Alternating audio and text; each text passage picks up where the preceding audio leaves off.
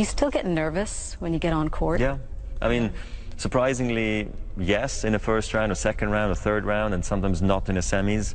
I can't predict when I'm going to be nervous, because sometimes I sleep really well, I wake up and I feel like, wow, today's a great day, I feel good in practice. Next thing you know, is I walk on court and I play really poorly, or I'm super nervous, or the other way around. You know, it's just like I felt horrible all day, but then I play a dream match. So there's no real secret to it. How do you separate what's going on up here with what's happening on court? Because mental strength, physical strength are both that need to be in tandem for any athlete. Absolutely, they need to be connected. Yeah. And then that's where confidence can help in a big way, because you might be actually not feeling great physically or mentally, you're drained, but the confidence somehow gets you through. And when you don't have confidence, that's then when you have to sort of trust all the hard work you've done, and you have to keep on working hard, so success comes back.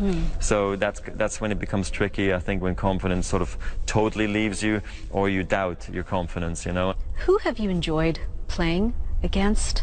I mean, when you look at some of your opponents that you've had, from the likes of, you know, Andre Agassi, Pete Sampras, you know, more recently Rafael Nadal and Novak Djokovic, these are the bigger name players I'm mentioning.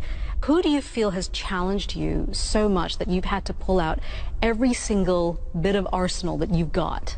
Right. Well, there's definitely a few of them, you know, and they go in phases. Yeah. My favorite time, in a way, was when I was coming up and about, just because I was playing against a guy from TV, and I was like, really? Am I playing against Pete Sampras or Andre Agassi, or, you know, those kind of guys, Carlos Moya, Tim Henman, you know, you name it. And I was like, wow, this guy's got such beautiful volleys, or his forehand's amazing, or his serve is outrageous. I've never seen a guy return like this. And that you're on the same court is like an honor, and that is something that really marks you, and it's like that kid in the candy store feeling. And then all of a sudden the younger guys push through, and that was a very strong generation with Rafa, Murray and Djokovic, and so playing against them in the beginning is honestly quite strange, because now here you are, sort of the older guy, and they kind of look up to you, but not quite, and they want to beat you, because I'm not 10 years apart with them, but sort of only 5 or 6.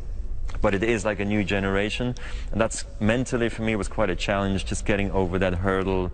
And I think Rafa, for that matter, because of the way he plays with his left-handed topspin and so forth, he has really made me, you know, think through my game again. What do I need to change to actually compete and beat him? And he's been the most challenging for me, probably overall, combined with Leighton Hewitt in the beginning of my career, to play against. I read this really interesting article. I think it was called Federer as a Religious Experience. It was written by the novelist David Foster Wallace. And for me, I think, I actually felt that when it was the 2007 Wimbledon final between you and Nadal. And that game was, you could see the two very different styles of tennis, you know, battling it out against each other. It was a beautiful, beautiful game. You've got muscle, power, strength, finesse, and style, all in one game. Right. What point do you think you felt comfortable within your own skin and your own game to be able to produce this thing of beauty?